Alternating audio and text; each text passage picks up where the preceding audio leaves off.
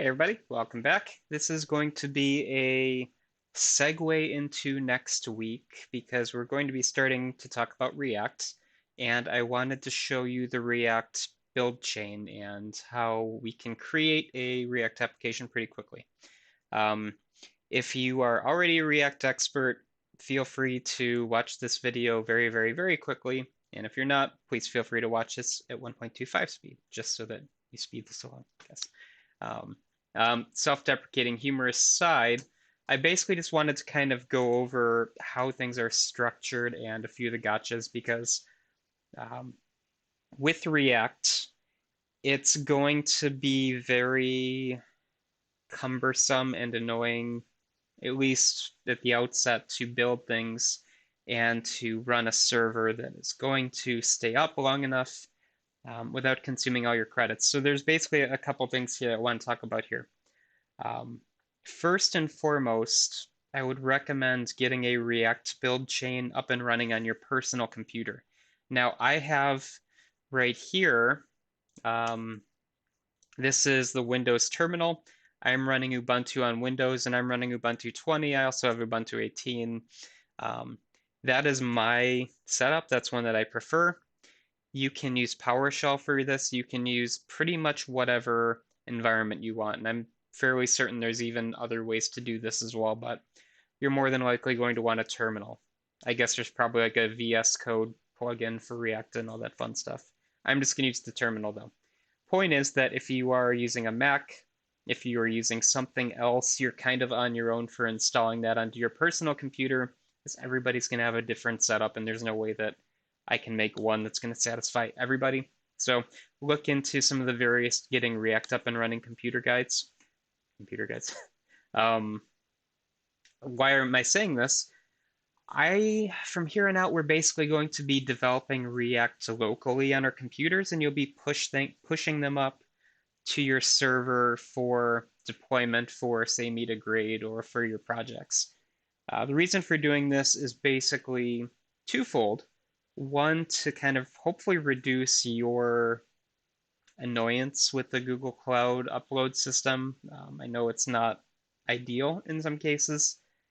And for the other, we don't need super robust machines running this. Can basically be a micro instance at that point. If you've ever done React before, you probably are aware that it's very hefty in terms of its footprint and its resource requirements. You can't just get React or Angular up and running on a Google Cloud micro instance. But what we're going to be doing with React is that we're going to be building our packages. So we're going to build up static HTML pages. Those are very lightweight. You could probably even put this up on the school EOS server as well if you have a personal web space. Anyway, long story short, let's go ahead and get into the demo because what I want to basically show you first and foremost is just creating a basic React application. All right, so I already have Node.js. I already have npm installed on my machine. I've got several guides posted if you want to try this yourself. But I'm going to use npx create React app, and let's call this demo 658. Okay, so a couple things here. npx is basically just a shell on top of npm, and it's going to basically bring a bunch of things together for us for creating it. We are directing this shell application to create a default React application. So we're going to get everything inside of this folder that we need to run a standard React app. And you could create all this manually if you wanted. You could create the package.json, you could get all the submodules and all that fun stuff. But this is going to take a lot of the early installation headaches out of it for us. And then this is just the folder that it's going to be a part of. Now, in this video, there's going to probably be a lot of cuts because this takes quite a while on my computer. And I've got a decent laptop, so the fact that this takes a while is kind of surprising in a way. And not just like this initial installation, but every time I will do a build, it takes a while. So I will be back in a few moments. For you anyway, for me, it's probably going to be more like 5 to 10 minutes. So I will see you then. And I don't have the editing skills to do a magic white. Or I do, but I don't have the time. Okay, so I let that run, had lunch, came back, and it's done. Okay, so we created a new project, and I'm talking about this like it was a half hour ago because it was for me. Um, and what we get are some basic kind of default things you can do with this React application.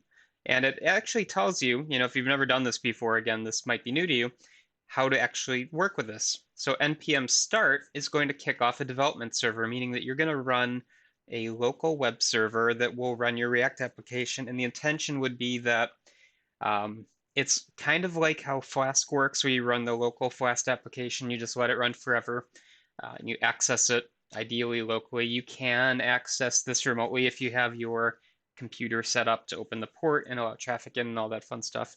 But basically, the idea is that you're going to be developing while this thing is running, and you're going to see your changes kind of magically happen. All right, so basically, this is our development side. Npm Run Build is going to package up this application, compile it down into static HTML and JS and CSS files that are basically ready to be deployed to your production site. The idea being that this big folder full of stuff is going to be minified and compressed and compiled down to, or I guess transpiled down to whatever language you need.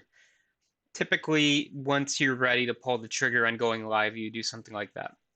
Npm Test is something we'll get into later. Basically, we can define things like unit tests, make sure that everything is functioning appropriately. If you're following a good software engineering process, you would do this a lot more often. We'll touch on it a little bit later in this class.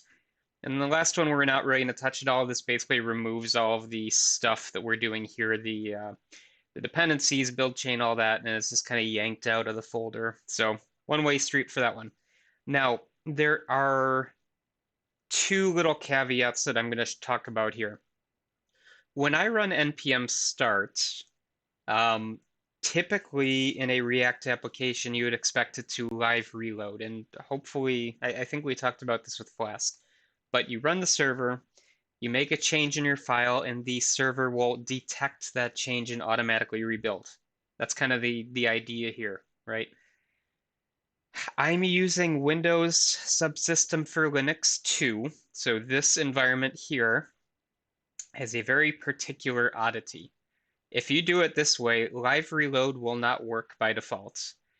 If you're running this in another system or like a PowerShell type of situation, you're editing in VS Code, however you're doing it, it's probably going to work just fine. I haven't tested it in any other system, so please let me know if I'm wrong.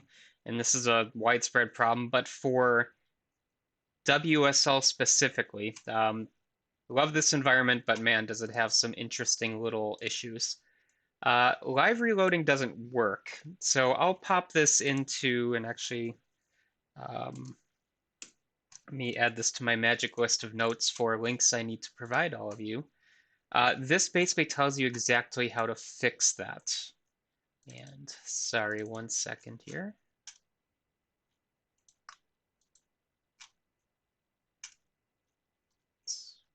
Oh, not done. Oops. Okay.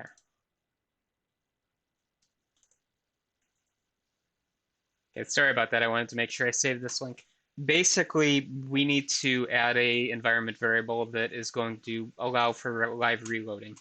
So there are a flurry of suggestions in here, but the one that worked for me at least is to create a .env file and add in this particular line. So basically it's going to really force the server to pull or to actively look for changes.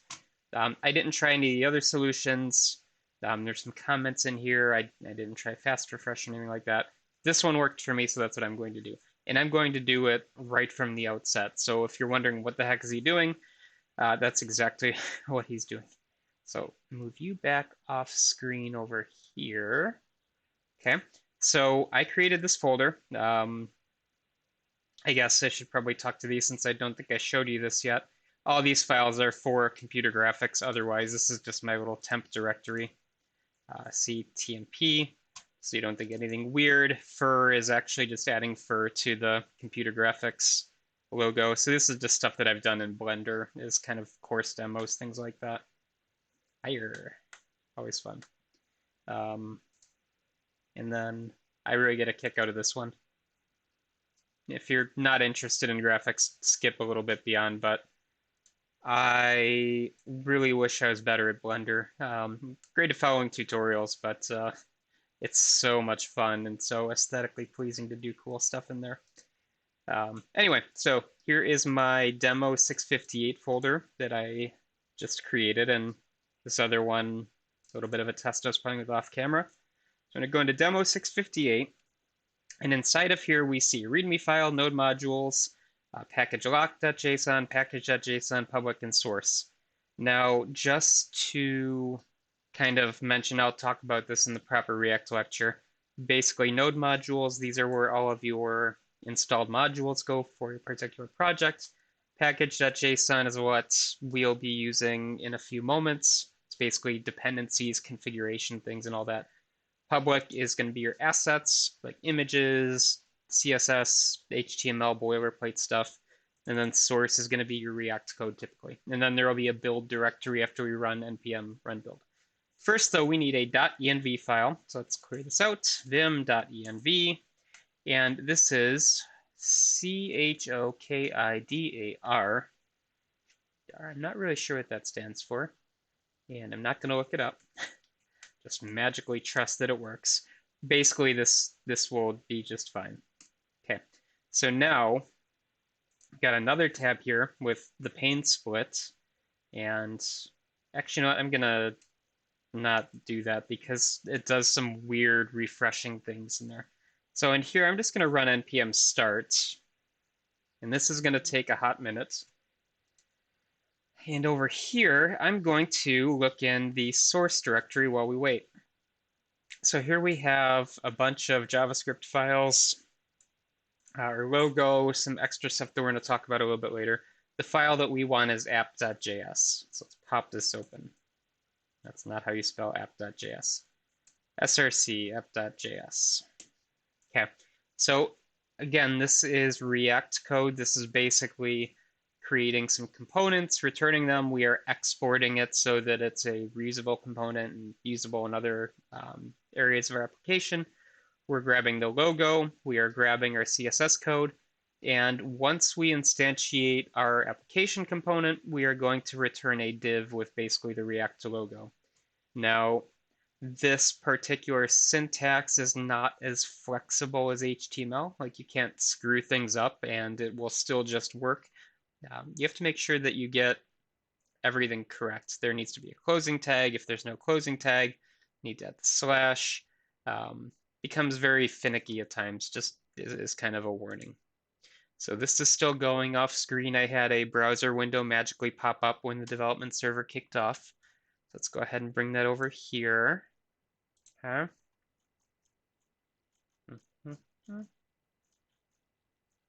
Right. So this is still loading because it's still spinning up. I'll be back in a moment. Okay, so now that we are back, we have some more information in our terminal here. We have some information about how we can access this thing. You see that it runs by default on port 3000. Webpack, which is a technology. My other screen's flickering kind of funny. Sorry, I just want to make sure I'm not losing a connection here. Anyway, Webpack has bundled everything together. We'll talk about Webpack in the next lecture next week. But basically everything has been packaged up and ready to be delivered. And if we go to our app, hey, look at that. Here's our React Hello World type of application. And the Hello World here is basically you configured things correctly and you ran npm start. Good job. So let's go ahead and do what it says. So let's edit source app.js and save to reload.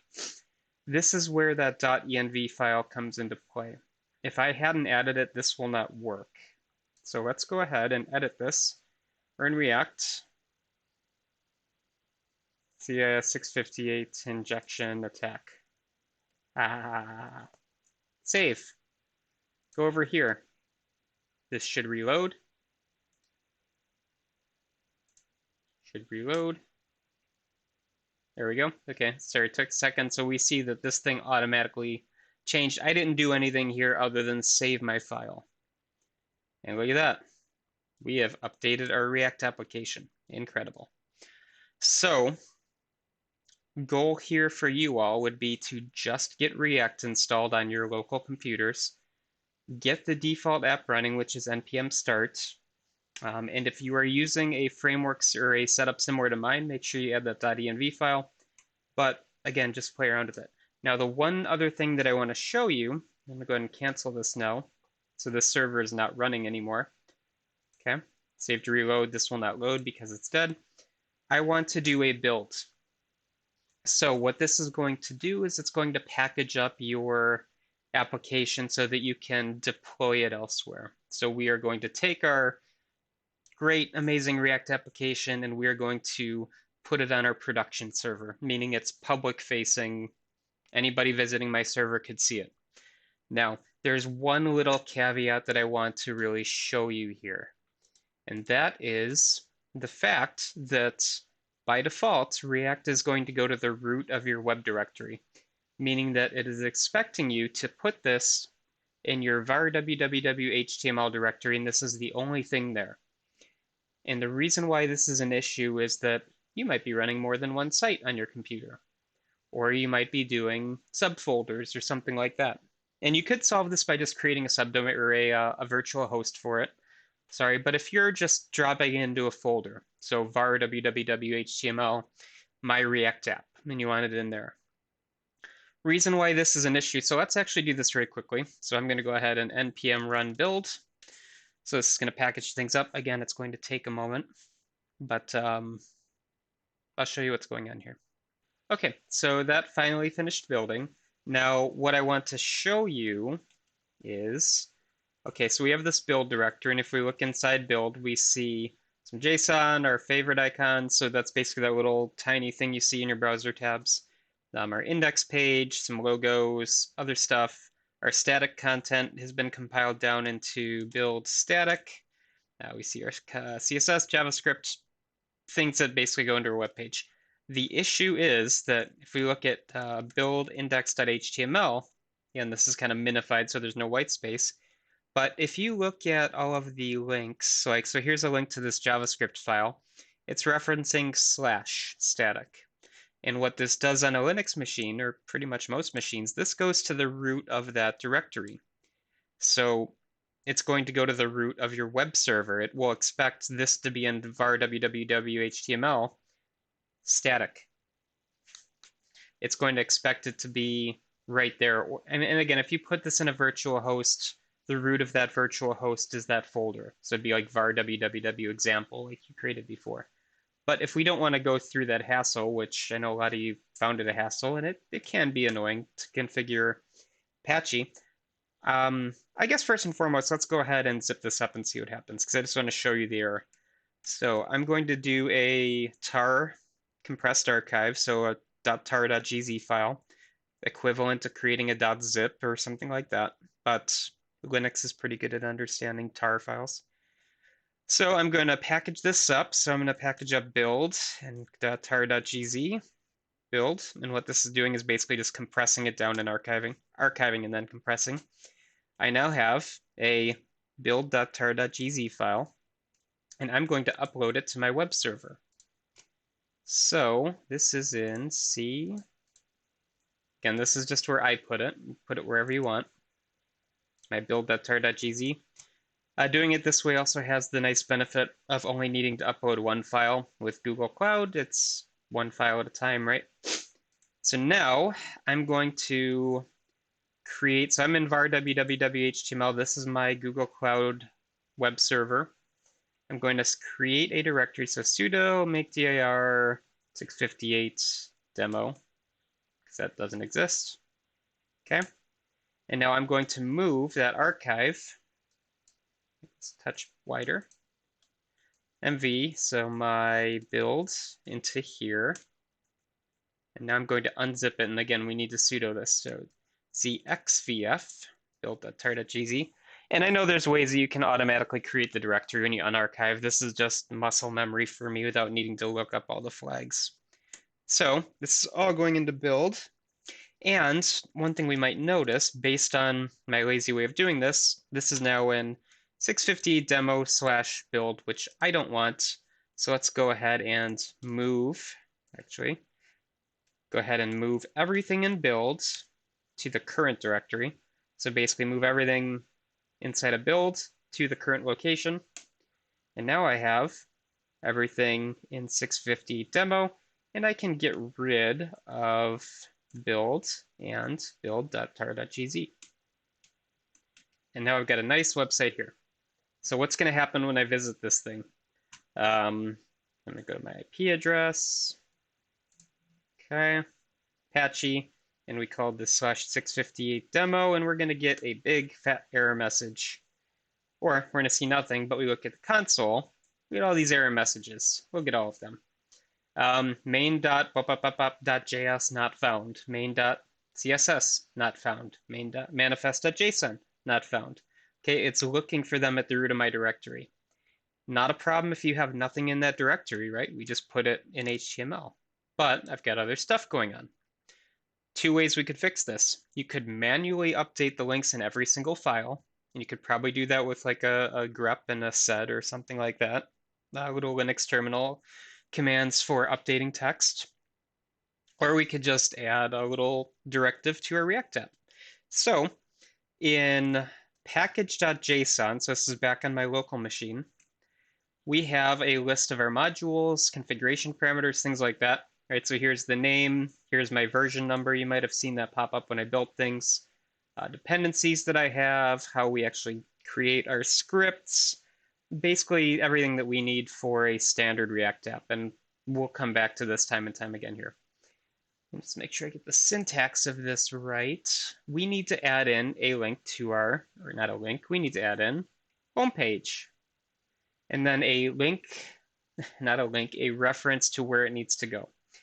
So this is going to be quote /658 demo. And what I'm telling React here is build up all the links, except build them with respect to this location. Now you could be cute about this, maybe do like a / or something of that nature. I'm just going to hard code this as is because I know that's where I want it to go. So 658 demo, let's make sure we got this right. 658 demo. Yep. Okay, so now I'm going to go ahead and save this and rebuild it. So Npm Run Build. While this is running, I should also mention this Npm Run Build, Npm Start. Those are the default directives that you can add on. You can customize those as you want to. Like if I wanted Npm create test or Npm do something, I just have to define what those actually mean. Like if it sees Npm do start, maybe that launches the server with something special. It's basically, my point is it's configurable. Anyway, I will be back in a jiff.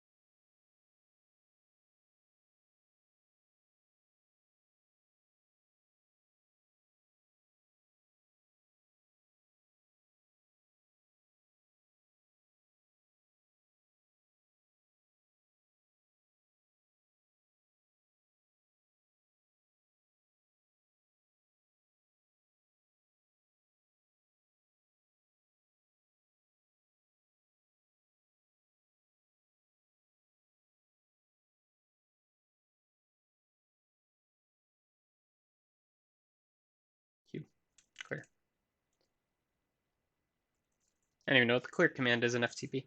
Anyway, the point is that I want to put this up to my server. So put build.tar.gz. Okay, I do an ls in here, and I'm going to get out of SFTP, and I'm going to now SSH in. Nope, wrong password. Okay, now I'm in the a terminal for the Arch Lab. Basically, you can get this by also doing it through the browser if you want as well. I'll just direct you to that tutorial otherwise. But if I go into public HTML, we can take a quick check at index. If you remember when we talked about PHP headers or HTTP headers a while back, that's all I'm doing here, just redirecting to my actual homepage. But now I see this build.tar.gz here, right? That's pretty neat. So let's go ahead and make a 658 demos. That's what we called it, right? So we called it, right? Demo. MV 658 demos, 658 demo. Aha. Let's move build inside of that. You'll note that I don't need to do sudo anymore because I have write access to this myself. So I don't need the sudo things here. So cd 658 demo and tar exvf build. Move everything out of build here. And now we have our files. And if I go now to 658 demo, see if this works. Maybe. Nope. Okay. So now it doesn't like that slash. So let's go ahead and now change this one more time, and I'm going to dip off again to rebuild once more. Let's make this a little more intelligent. Homepage equals dot slash instead of slash. Npm Run Build, BRB. So I just went through the exact same set of steps, except I changed my homepage to dot slash, which hopefully I showed you before. The React build took another half hour to go. But anyway, re-uploaded it to the Arch server, unzipped, moved things around, and now we are ready to refresh. And look at that. It works just like magic. I should have been smart about that from the very outset. But point is, again, now this is running on the school server. You could all do this if you want. You could also do it through Google Cloud if you want. At this point, it doesn't matter to me where you put the deliverable. The only downside is that if you just put the raw files up, or sorry, the built files, I'm probably not going to be able to help you debug things because it's been compiled down. So make sure that you still, I'll provide instructions for how to show me things. But anyway, what we did today was we built a basic React app. We got live reloading working for WSL2, which hopefully is not going to be an issue in the future, but who knows. Uploaded to Google Cloud, uploaded to the school server, and tweaked the package.json file to add a different homepage location. So this is at least an hour-long video now before it gets cut as a, heads up for how long React has taken to build for me today. But that's my issue to cut down, not your issue to watch. So I will see you all in the next one. Bye, everybody.